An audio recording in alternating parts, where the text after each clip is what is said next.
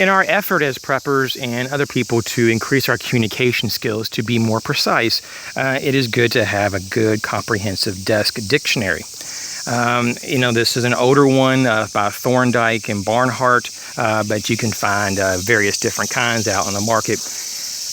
This is just a small little video talking about to actually sometimes just get into a dictionary and learn a few new words a week. I make an effort to try to learn at least 10 new words a week. Sometimes if I have extra time on my hands, which is almost never, I try to go to the 20. I have a little goal for 20 new words a week. And so I'm trying to do that now. Sometimes I try to use those new words in my videos or titles just so I can keep them in use and to keep them active in my head. And I think it's really good to have a larger range of communication options, especially verbally. And I think, a good quality, thick dictionary that has a massive amount. This one right here is very old. It's before I was born, but it has a lot of very precise meanings that are harder to find in newer dictionaries, in my opinion. This one has over 80,000 entries and has a very good layout of words and synonyms and so forth. And so I would just encourage you to keep expanding your vocabulary.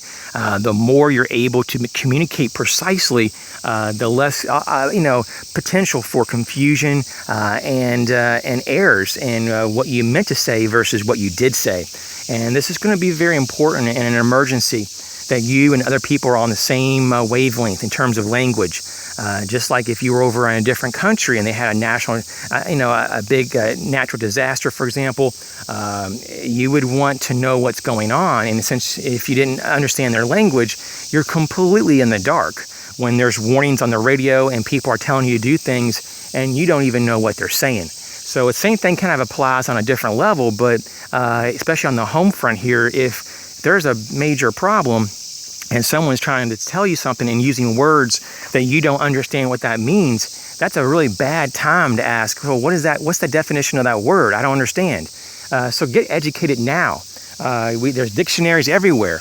The internet is full of online dictionaries. There's even dictionaries that that even pronounce the words for you online.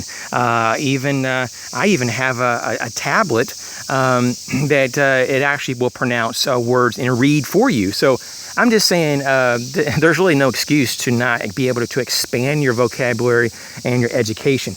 Just because we're not in elementary school or high school, or for those that went to college, since we're not in school anymore, doesn't mean that we don't have a need to continue to learn. So I just want to encourage you to keep learning and to seeking more knowledge. Thanks again, as always, and I'll catch you real soon.